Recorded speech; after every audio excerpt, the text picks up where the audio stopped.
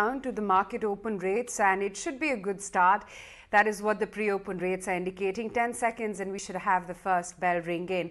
82.90 is where we shut shop yesterday after a painful day for not just all sectors, but in particular especially for financials as well as autos. Remember, tomorrow is the first of the month, so you'll have those auto rates as well ring in.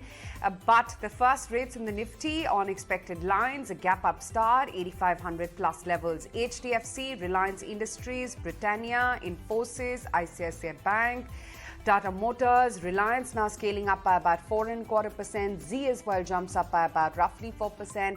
Axis Bank seems a rebound, holding up 4.5% as we speak right now. What is the breadth of the market doing? That as well has gapped up much in line with the benchmark indexes. Good to see that kind of a solid breadth. Fingers crossed. I hope it really sustains and builds on towards the latter part today as well. But it's a solid 800 stocks standing to the advances with just about 100 or to the declines. IndusInd Bank, and especially after that conference call, we will talk about that in greater detail as well. Varun too earlier highlighted the same. It's a 9.5% cut that I'm seeing on my screen on IndusInd Bank. Let me just refresh it. I hope I'm not getting this wrong. Yeah, it's down. It's the biggest loser. 7% lower for IndusInd Bank. We should bring up that stock, up for you. On the flip side, though, you've got a JSW Steel that's holding up by about 8%. There's Jindal Steel, which is holding up 4.5%. Just Dial has made a decent move, 4.5% higher.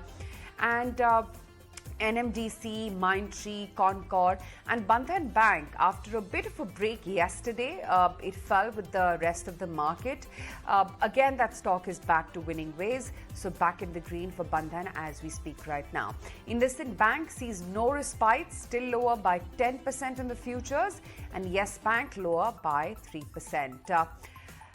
Kunal, good to see this gap up. I only hope that we sustain, because as far as I see, we've already cooled off from that 3% opening tick on the Nifty. Yeah, I think, it's a good gap up on the index, but, the stocks are not showing that kind of an enthusiasm. I think the best stock which I can see on the screen is on the FNO side is Container Corporation, which is, I think, up 7-8%. And the next best is NIT Tech, 4.5%. So you don't have those, typical banking names or the financial stocks which are moving the markets up higher. So we need to probably wait for another half an hour or so. Let's see how the data pans out. I think one of the more, I would say discouraging data today is the, the premium or the, cost of carry for the current month. Yesterday, when the market started or began the trading day, the cost of carry was almost a 60-50 points premium on the Nifty, and that's now come into a discount of 5-6 points. So that itself tells you that there is pressure on the markets at higher levels. So we need to see how the markets react at this 8,500, 50 mark on the spot levels. And if we manage to conclusively break that, then I believe that there could be chance that even the bank Nifty, which has been a significant underperformer, that could also participate. But I think in terms of individual stocks, that Container Corporation is the only stock which I believe technically also looks fairly attractive at 325. I think traders could look at another 25 to 30 rupees target on the upside. Keep a stop loss of 310 and look to go long.